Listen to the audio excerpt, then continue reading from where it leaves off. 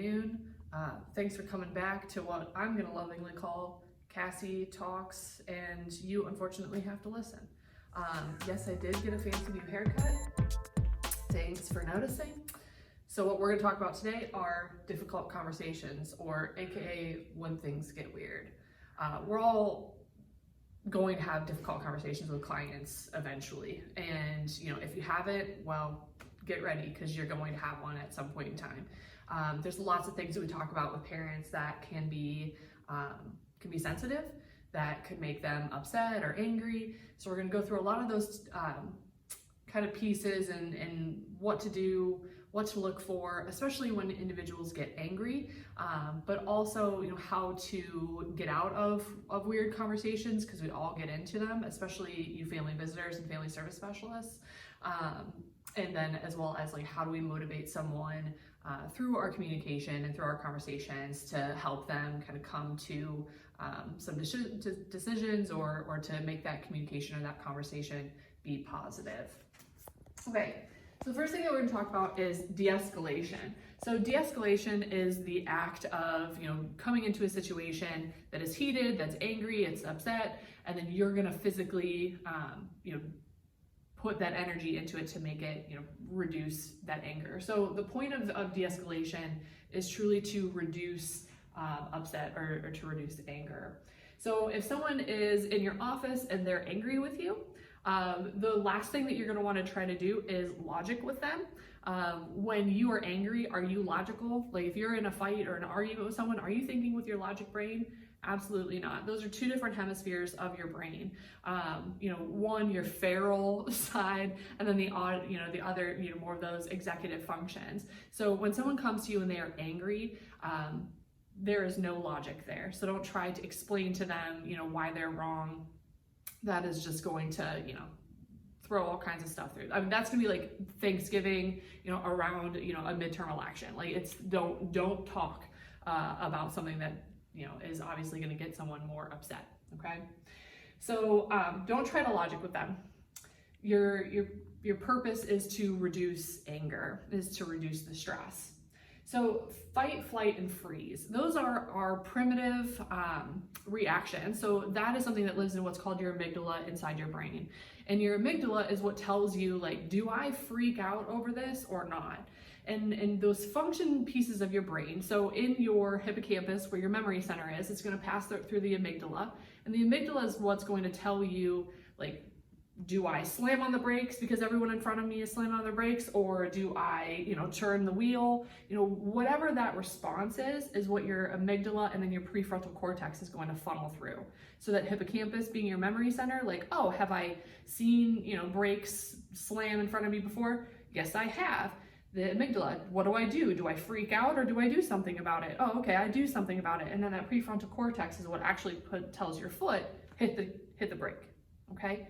So when you're in situations that are high stress, your brain is going to take you through that same route. Okay, so mom comes in, she's yelling at me. I'm going to go into my hippocampus. Oh, have I ever been yelled at before? Yes, I have. Your amygdala is going to tell you, is this a time to freak out and panic, or do you got this? No, I got this. It's no big deal. And then your prefrontal cortex is what's going to tell you to actually speak and to say something. So we're going to talk a lot about your higher functions in those aspects of your prefrontal cortex, so that you understand these are things that you can handle and you're going to be okay. And we'll kind of talk about what those skills look like. So fight, flight, or freeze. Not only are you going through this, in that immediate action of reaction from someone, but they're also going through those things as well. When you're thinking about the brain, and we have a lot of different research about what the brain of someone who's lived in generational poverty looks like versus someone who's lived in middle class looks like, and they are different. And they're different in the way that how we respond to change and how we respond to emotion. If you have a lot of families, and we do in the Head Start program, that have lived through a lot of trauma and a lot of stress, their brains are going to function differently. And what I mean by that is, if you think about that same process, the hippocampus, the amygdala, and then the prefrontal cortex, individuals who lived in generational poverty, their processes are going to be a little bit more extreme. That hippocampus sometimes is smaller It actually physically is shriveled up, and that's due to trauma and ongoing stress and trauma. And then the amygdala is actually bigger, meaning that a lot of times your clients may act out of more emotion instead of logic. And that's proven, and that's research-based in neuroscience.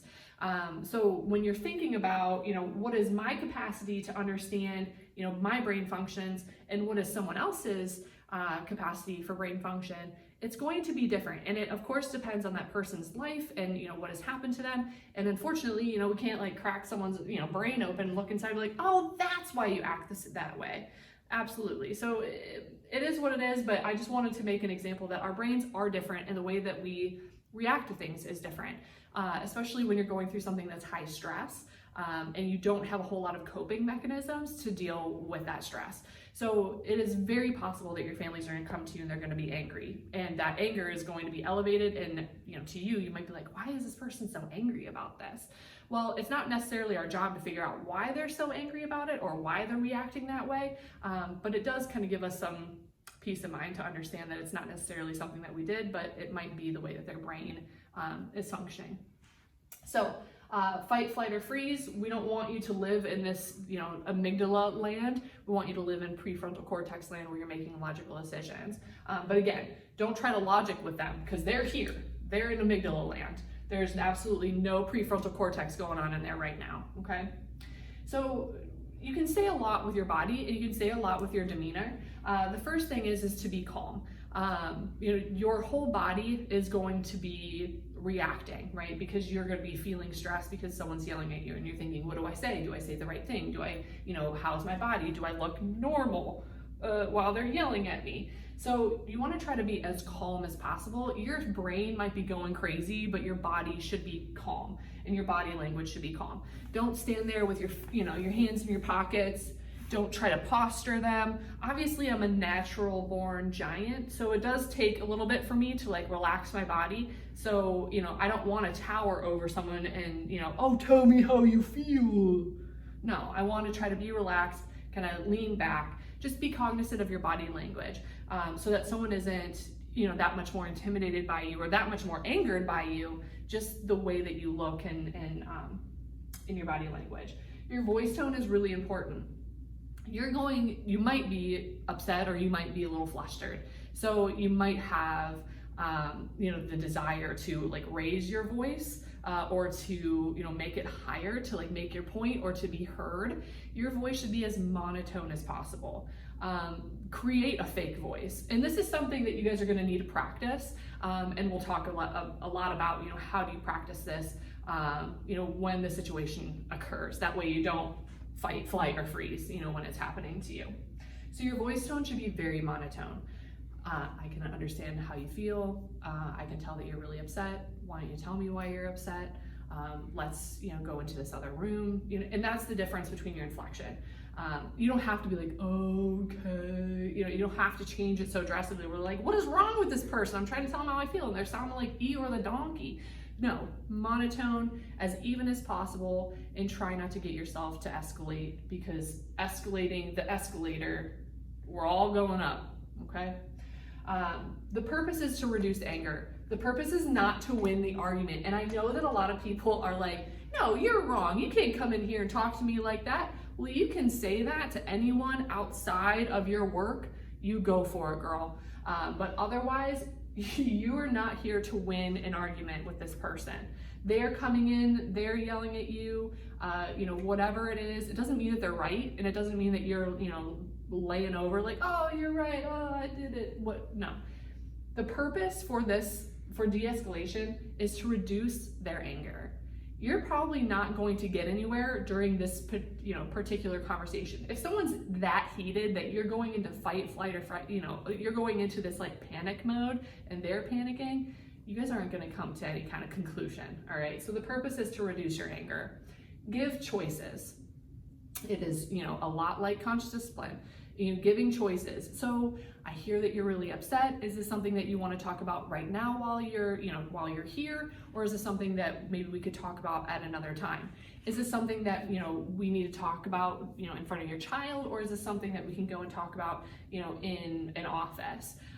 Or, you know, even giving choices like, is this something that you want to talk to me about, or is this something that you'd like to talk to my supervisor about? If you're in doubt, send them to your supervisor. That's what we're here for. I mean, we're here for a lot of other things, but, you know, angry parents is one of those things. So if, you know, they're getting to a point where you're not reducing their anger, you can give them that choice, absolutely, to talk to a supervisor. So give choices. It helps people understand, and it brings them back. So when you're talking about that angry brain, those choices kind of try to draw them into that logic brain. Oh, I have to make a choice right now. So then it kind of pulls them back from that emotional reactive brain to a more executive functioning brain. It's not always going to work, but choices are a good thing to try when people are angry. And then the other thing is just to be firm. Be confident in yourself. You're going to practice these skills, and I really encourage you to do that, because when this goes down, you know, when someone is angry with you, you don't want to be like, wow, I've never practiced this, and all I have is that like one video that Cassie showed me like 7 years ago, and you know, I don't remember any of the things that she said. Practice it so that you can be confident and be firm, because you do not want to escalate, and you also don't want to you know, roll over and admit defeat, because that is not helping anything either. That's teaching someone that they can and will use these tactics to communicate with you, and that's an appropriate thing. Okay, so body awareness, and this is what I want you guys to practice. You could practice it to yourself, or you can always, you know, call in a friend. So the big thing is the eyes. So making sure that you're at eye level with someone. If you're sitting at your desk and they're staring at you, that's not eye level. So you need to match them. If you're sitting at your desk, you should ask them like, can you sit down? Would you be comfortable sitting down? Or would you be comfortable with me standing up? You're gonna do it, but asking them that gives them that choice, right? So it kind of brings them back to that logic brain. So make sure that you are basically at the same eye level as the person that you're having this conflict with. Eye contact, do not stare them in the eyes. Oh, really? Are you upset? Do not stare them directly in the eyes. That makes things weird. That makes things weird anyway, regardless of what your conversation is, but that really makes things weird during an escalation issue, okay? Do not stare someone directly in the eyes. You're gonna wanna try to maintain some eye contact. You don't wanna like be looking around like, oh gosh, you know, making it feel natural instead of like some weird conversation that everyone's gonna walk out of being like, man, that was weird. So make sure that you're, you know, having a normal amount of eye contact with someone. Allow for space. So there should be at least 4 arms widths between you and the person that you're de-escalating. And that's just to keep you safe, you know, if things get like wild.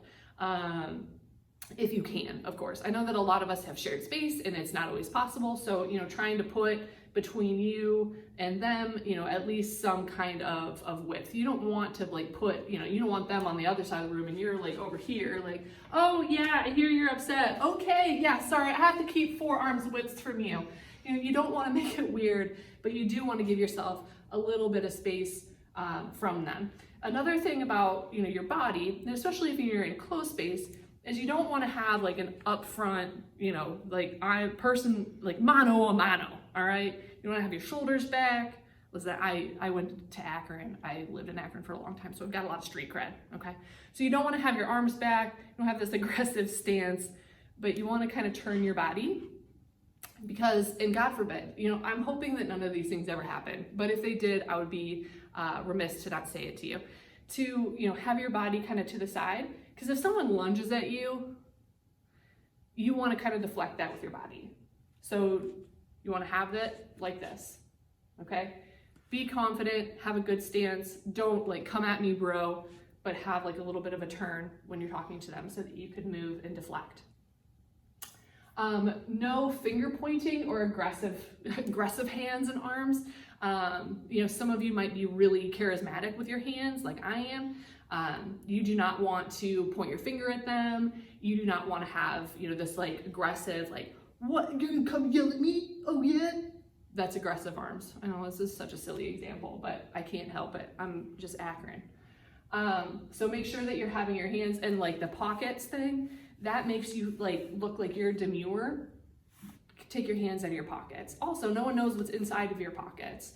So make sure that your hands are in a more casual, calm manner when you're talking to them. We talked a little bit about that stance, making sure that you're kind of turned a little bit when you're talking to them, and then avoid responding to abuse. So if someone is really mad at you and they're calling you every name in the book, they're calling you dumb, you know, why are you guys so dumb? Why are you idiots? Like, why do you guys keep doing this? Don't respond to their abuse.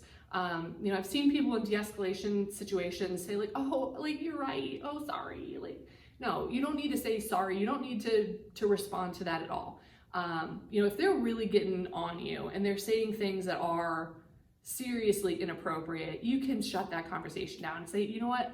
It sounds like you're way too angry to talk about this situation right now, and I'm going to go ahead and ask you to come back when you're feeling a little bit, you know, a little bit better or a little bit more calm. And that's okay, because if they're calling you every name in the book, there's nothing that you're gonna do to like make this a remedied situation. And you are not a psychotherapist. You know, you're not an orderly in, you know, a mental institution. Like, you're not the person who is there to, you know, have that altercation with someone and in charge of de-escalating that situation. These are basic, you know, parameters that will help you if in the event that they happen. But shut it down. If they're yelling at you and they're calling you names, you do not need to sit there and take that. Just shut it down. It's over. You know, come back and talk to me when you're feeling more calm. And I'd love to have that conversation with you. But you do not need to be called every name in the book, okay? And the basic, trust your instincts. Trust those instincts, because if you think that something is really wrong and you think that this is getting, you know, way more heated than it should be, or that you're capable of handling, and you should know that within 2 or 3 minutes of this altercation. Do not let them, you know, treat you as a you know, punching bag for 10-15 minutes. Nothing's happening in that time frame that's going to benefit this conversation. And remember, you're not there to reason with them. You're not there to solve a problem at that point. You are there to reduce anger. So if you have not reduced anger and they've come down a little bit within 2 or 3 minutes of your guys' conversation, then be done with it. You know, come back to talk to me when you're feeling more calm, and we can discuss this problem and find some solutions. Always offer that. And that's always been something that I've found very valuable is, you know, when someone comes to me and they're angry, to say, and I know that I can't control what's going on and things are getting out of hand, to say, you know, when you come back and you're feeling more calm, then I'd like to sit down with you and come up with some solutions to your problem. People want solutions and they're angry for a reason, right? It's not always a reason that we think is valid, and that's not up to us to determine. But at least we can offer them that solution. And again, you don't want to say it patronizing, like, okay, when you come back and you feel better, you know, we'll talk about your problems, okay? Be monotone, be calm, be respectful, but be firm. When you come back, we'll talk about those solutions, okay? And again, practice this so that when, you know, shit hits the fan, you're not like, oh my God, what am I supposed to do? And you fall to pieces, okay? So difficult conversations. Now we're kind of going from when people are angry to like when people are weird. So we're gonna get in a lot of weird conversations. I remember, you know, as a family service specialist, getting in a lot of strange conversations about like people's sex lives, their dating history, you know, just their trauma, you know, and going through like, you know, their epitome of like all the things that have happened to them, like their life story. And some of that I understand because of the conversations that we're getting into can kind of touch into life experience. We talked a little bit about that in our boundaries training. You know, when to pull out of conversations that might be inappropriate. So the big thing that we're gonna talk about are, in regards to difficult conversations, is redirections and know your role. So I'm sure that you guys can say, we'll give you a second to marinate. Think about the weirdest conversation you've been in with a family. I'll give you a second. Okay, I've got mine. Things get weird. Like if you've been in this job for any period of time and you've had conversations with parents, you can think of at least one example where things were like, whoa, that got really weird really quick. Knowing your role will help you get out of that situation, and being sure that you have made a clear you know, path to that you've explained to that parent what your role is, especially when it gets to like trauma and therapy and, you know, kind of like pulling all of the skeletons out of the closet to you, because then you can say, well, I hear you, and man, that must have been really tough. Why don't I refer you to someone who would probably be a more appropriate person to talk to you about that? It sounds like you've got a lot on your heart, and a lot on your mind, and I want to make sure that the person that can talk to you about those things is the most qualified person to talk to you about those things, because I'm not qualified. I can imagine that must have been difficult, but I want to send you to the right person. Bring it back. Always know your role, because if someone's talked to you about their trauma and about things that have happened in their lives that could potentially traumatize you, or you could potentially cause them harm unintentionally by giving them bad advice or trying to pull it out of them and then re-traumatizing them, you're not in a therapeutic environment. And when people go down those rabbit holes of describing their trauma, that can really be hurtful to them. And then you like grab your bag and you're like, all right, see you later, and they're like in a puddle and a mess. That's that's not okay, and that confuses your role with them. So make sure that you know your role when conversations get strange. Redirection. Redirection is a really good tip to use, when you see it going into a weird path and you say, oh, you know what, gosh, I need your signature on this. Can you sign this for me? Whatever it takes to get that redirection back on. You shouldn't be sitting and talking to a family for an hour, 2 hours about their life history, okay? I understand that you want to be there for them, and I understand that you want to, be kind to them and listen to them, and you might be the only person that they've talked to about that, but try your best to redirect it into something that is purposeful about, what you guys are actually doing and what you're actually there to do. If they're going to talk about their life, root it back to parental stress, or root it back to child development, kind of bring it back to what the subject is at hand, or you're going to spend 3.5 hours and you're gonna walk out of there like totally mind blown and completely burned out, because you're like, what even happened? I went in there to get a health services refusal signed, and I've lost half of my day. I don't even know what happened to me. So make sure that you're using skills of redirection. A lot of times conversations can be difficult just because of the subject at hand. Like, you have to talk to somebody about something that is difficult. The best thing that I can think of is, when we have to call children's services, and it's always my advice to you guys to tell your families when you have to call children's services. If you feel like I'm not safe, and if I tell them this, they're gonna freak out, then by all means. It is not a rule that you have to do it. But I encourage people to do that because of the level of transparency and how important our relationships are with them. We want them to know that we called children's services, because they're probably gonna know it's you. That you call children's services because of XYZ. They already know you're a mandated reporter, but they need to hear it from you, like, hey, you know what, I called children's services because of the state of your home. So, they're gonna come in and they're gonna talk to you about this, and here's the things that I can do to help you, so that we can get this all cleaned up, after we've talked about it and, done all of these resources. And obviously we're not calling children's services for flippant reasons. But those are kind of the conversations that can be really difficult. But it goes back to being firm and being confident. If you're having to have a conversation, and I know that this is a hard one too for family visitors and family service, when you're talking about a child's weight, that can be really sensitive too, because people get really defensive, and I understand that completely. So, making sure that when you're having these conversations that can be difficult, that you're confident, you're not there to hurt their feelings, and say that, I don't want to hurt your feelings. I can tell that you're getting upset because of our conversation. Whatever it is, be confident in yourself, because you are the authority in this situation. And whatever comes out of it is going to be okay, because you have a professional and appropriate relationship with them that's positive and is really directed in being a together unit with them on this path. So yes, conversations can be difficult, but you guys are completely capable of having them. It's really just about confidence, and not confidence in a disrespectful way where you're coming down on them about something, but confident in a way that says, I know what I'm gonna say, and I know that what I'm gonna say is appropriate to them. Which brings me to something that kind of all brings into difficult conversations and even de-escalation. Allow for silence.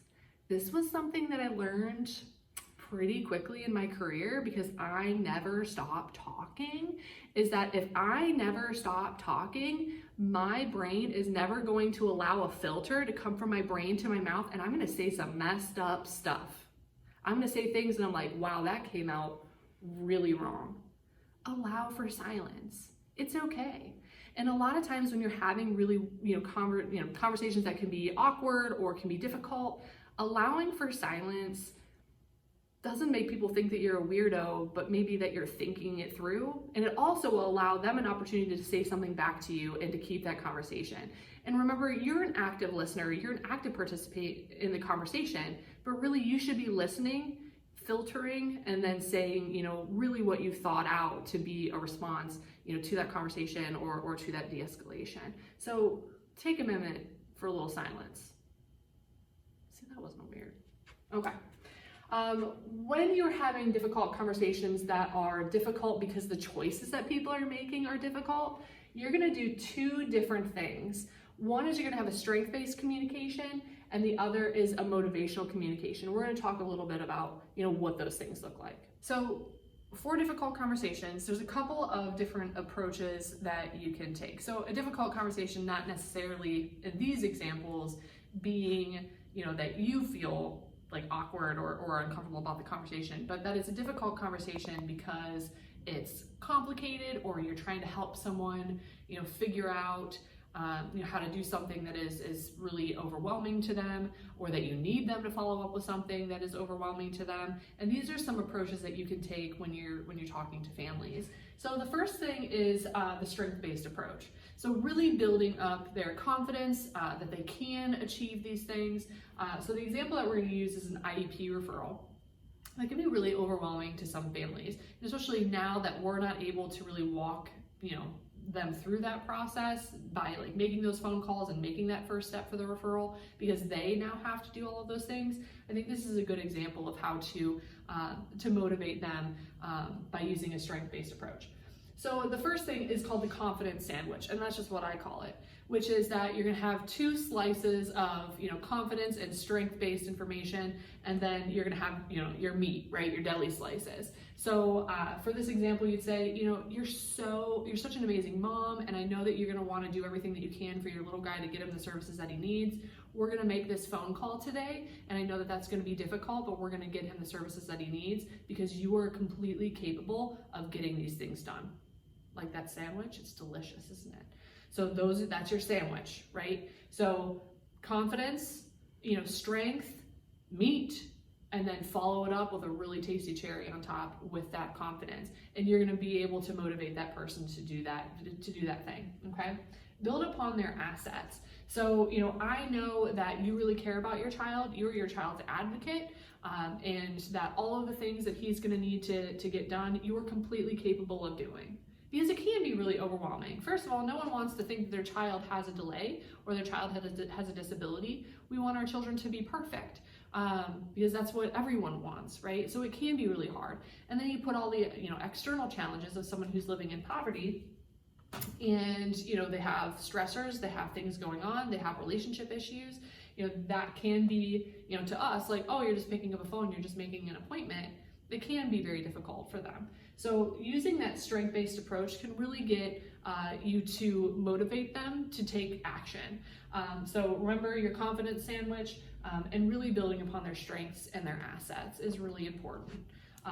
Okay, the other one is planning backwards. So we're gonna use the example of, mom says, oh, I wanna go back to school, I wanna get my bachelor's degree. Okay, so you're talking to her about, whoopsie doodle. You're talking about going back to school, and this is a great way of doing that. And this is called motivational communication or motivational interviewing. And this is to help people kind of piece these pieces together. Very often when individuals who live in generational poverty or are living, in really high stress situations, they don't always think in the abstract, they think more concrete, like I'm thinking concrete, these are the things that, I have to do today. I have to get my car running, I gotta give Johnny his nebulizer, I've gotta, pay my bills, I've gotta, hide from the landlord because my rent's due, and I gotta get everybody in the house really fast so he doesn't talk to me. Whatever it is, those concrete stressors don't always allow people's brains to work in the abstract. So this can be a really helpful tool for any issue, that someone's having. You can use this for a lot of different reasons, but we'll use going to school as one of them. So they want to go back to college. So, you're going to plan this backwards, just as it says. So go back to college. So that is your end result, right? Oh yeah, that's exactly what I do. So what do you got to do to get into college? Well, I guess I got to apply. Yeah, you got to apply, right? So apply. Well, you got to apply and then what? Well, I got to get accepted too. So accepted. Okay. So to apply for college and to get accepted into college, what do you need to do before you get there? Well, I think I have to fill out financial aid. Okay, so we need to do the FAFSA. And I need to figure out how I'm going to pay for it. So payment. Okay, so you got to do your FAFSA, you got to do your payment, you got to apply. What do you got to do before you even get there? Well, I guess I got to decide where I'm going to go. So where am I going? Sure. What colleges do I want to see? What am I interested in?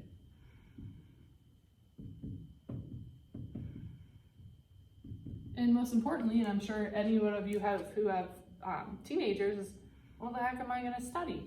So what do I want to study? Okay, so I want to do all of these things. I want to know where I'm going. I want to do all of these things. But where do I got to start? Well, oftentimes, the first one is make a phone call.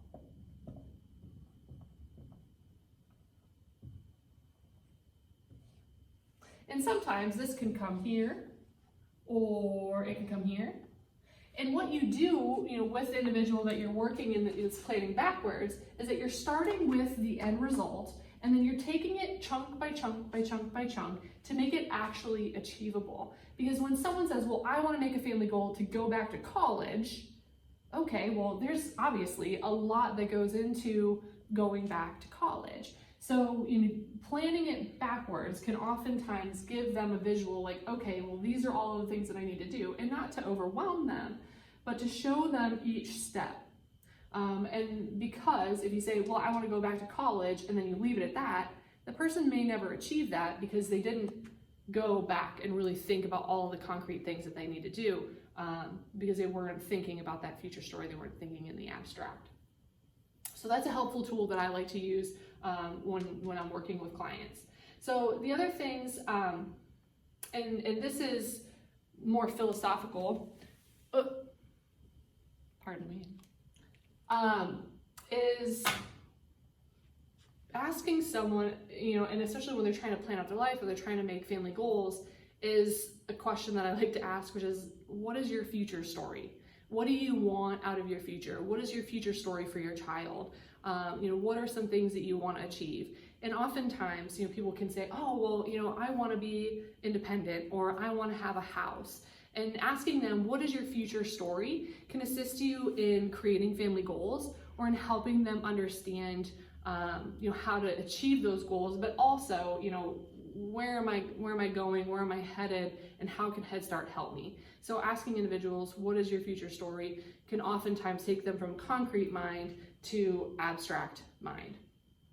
And then of course, especially when you're having a difficult conversation with a family, because you can see that the choice that they're making may not be the healthiest choice. I don't want to say right or wrong, but it might be a choice that might hurt them, or affect their children, or affect their progress in achieving their goals. And that's, if you choose, then you have chosen. So if you choose to go and live with your boyfriend, then what have you chosen? Well, I've chosen to live with my boyfriend. Yeah, but did you also maybe choose to have a reduction in your food stamps? If you choose to go live with your boyfriend, then you've chosen to lose your Metro voucher for this apartment that you worked so hard to get.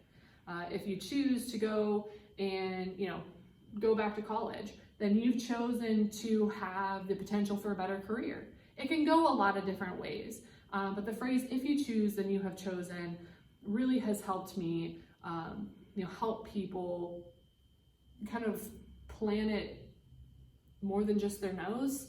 You know, a lot of times we make choices just abruptly, and this is just what I'm gonna do.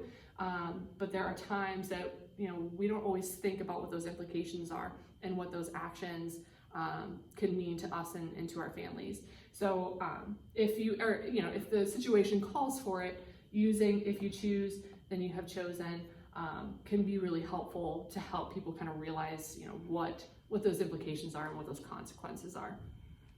So that is our difficult conversations training. I hope that was helpful to you. Make sure that you answer the quiz questions at the end of the trainings, and please give us feedback if you're interested in learning more about motivational interviewing and motivational communication, or you need some practice on de-escalation techniques, because I'm Hood and I'm from Akron and I can absolutely help you do those things. See you later.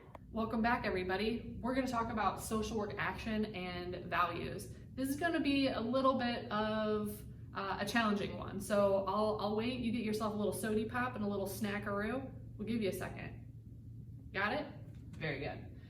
So social work action and values are what tell us as social service people and as individuals who work in social services, what our values are within the 8 hours of work that we have. So when we're talking about these subjects and these things, I want you to have your employee hat on and not necessarily your person hat. Who you are as a person is a completely different thing, and I'm not going to sit here and talk to you about how you should be as a person. That is not what this training is. What this training is really highlighting what Community Action's expectations of you are as it regards to your values while you are at work. So 2 big things that we're going to talk about that are rooted in all of the different aspects that we're going to discuss. The dignity and worth of a person, and our ethical responsibility to broader society or greater society. So the dignity and worth of a person is something that we discussed during our boundaries and ethics training. What that means is that we value people for who they are, where they're at, what they bring with them, and that we are there as service providers to provide them a service, that we are giving them respect and dignity and worth. Also, our ethical responsibility to broader society means that it is our responsibility to care for vulnerable populations. In our job, we are assisting individuals who are vulnerable and sensitive and have a lot of things going on in communities that are, wrecked with poverty and crime.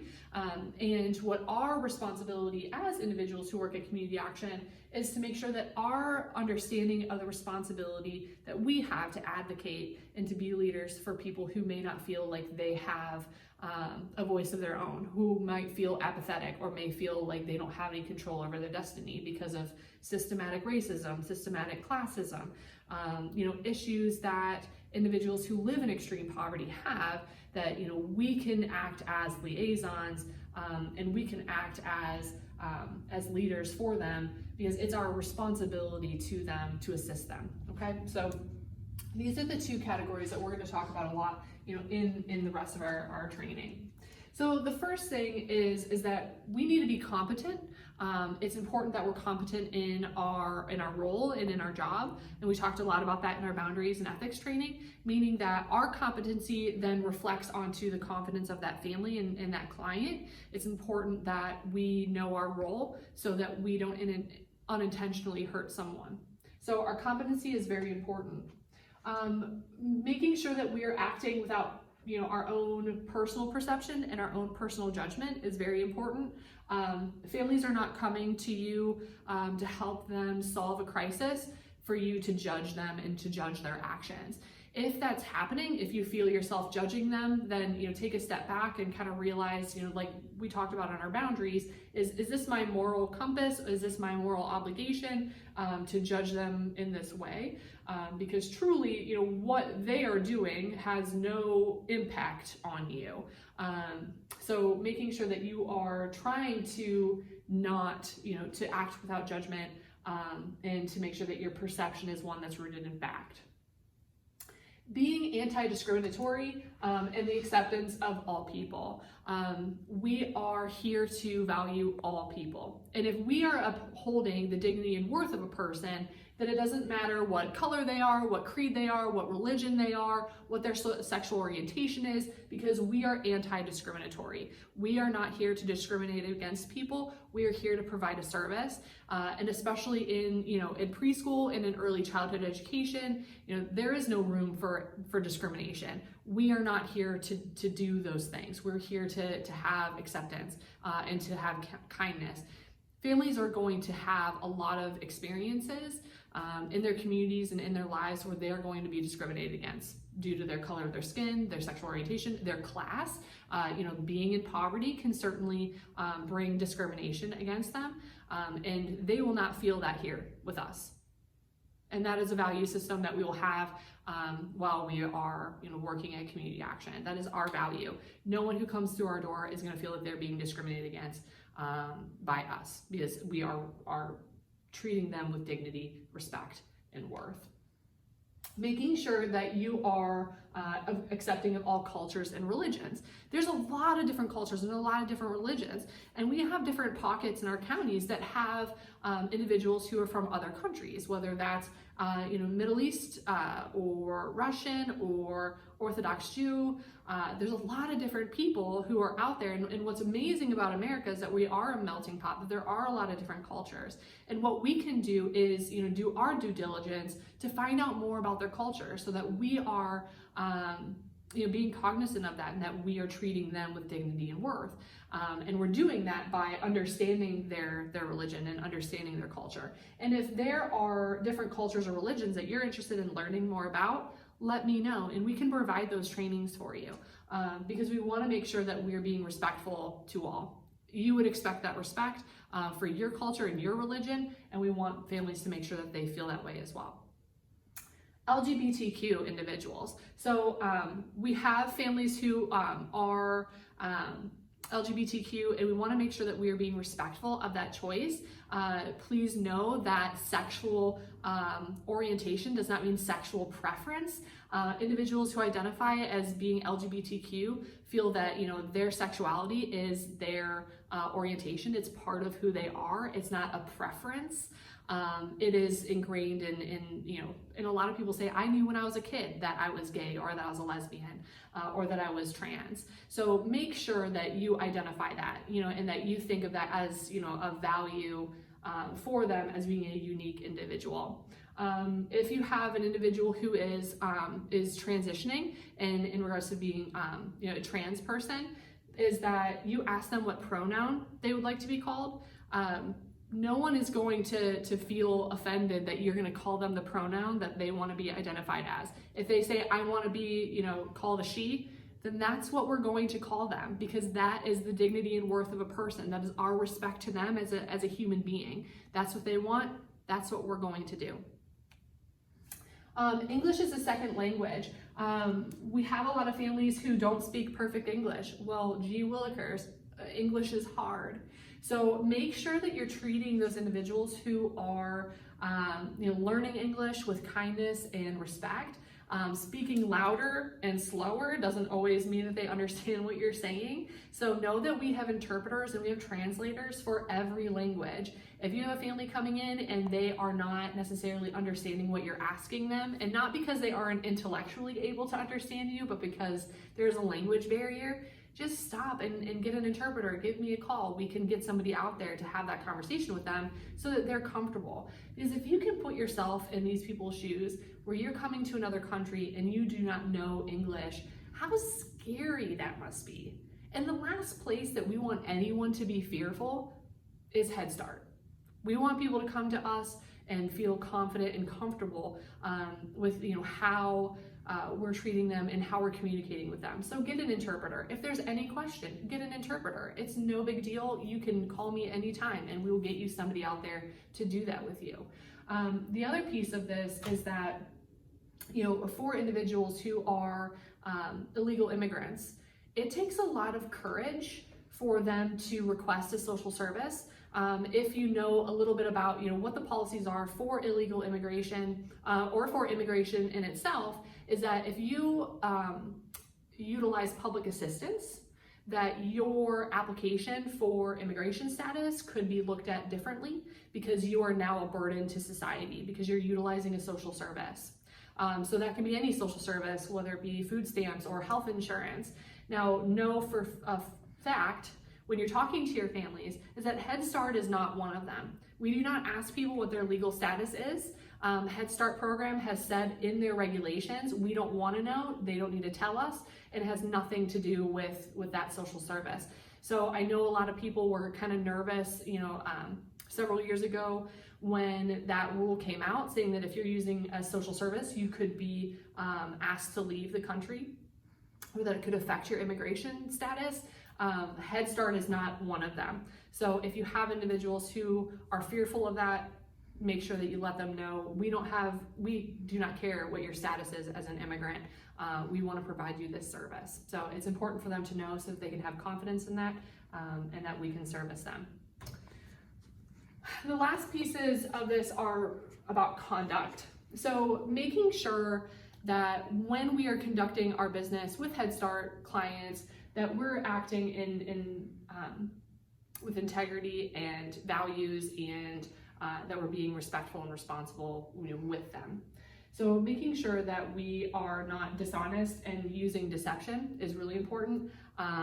Not manipulating individuals into doing the things that we want them to do for our cause, and misrepresentation and solicitation. Do not misrepresent what individuals are going through or solicit them in any way that would make them feel uncomfortable, or kind of what they call releasing information about a person, or that countertransference with a person that would make it confusing or conflictual for them. So those are really some core values that we all should have as people who work in social services agencies. Our job is to care for those who are disadvantaged and disenfranchised. And it's our duty, as individuals who work for the Head Start program, which has 50 years of advocacy under its belt. And you're part of history. You're part of something that is so amazing and so good. And I know that sometimes it feels like, oh, I'm just schlucking myself off to a job. But I can't impress this upon you enough, is that working for Head Start, you are part of making your world a better place, and you're part of making your community a better place. Every child that you work with, every family that you work with, you are having a positive impact. You may not have the grand aha moment with them that you're like, man, like they're walking out into the sunset and you're like, go you got this. You're gonna have some of those, and you're gonna feel that success. But even just your kindness, even just your ability to value someone for who they are, to call someone the pronoun that they want, and to make sure that they feel comfortable, that you're not discriminating against them because that they're Black, that you are accepting of all people. You might be the only person that person has had that's made them feel that way. And that makes a difference. So be that person for them and understand what your place is in history, because you guys are really important, and you're important to them and you're important to me. So thank you guys so much for hanging tight and going through all of these trainings. Again, please make sure that you answer the questions at the end of these videos, and let us know if you have more training needs. I'm happy to do those for you. So take care. Stay cool.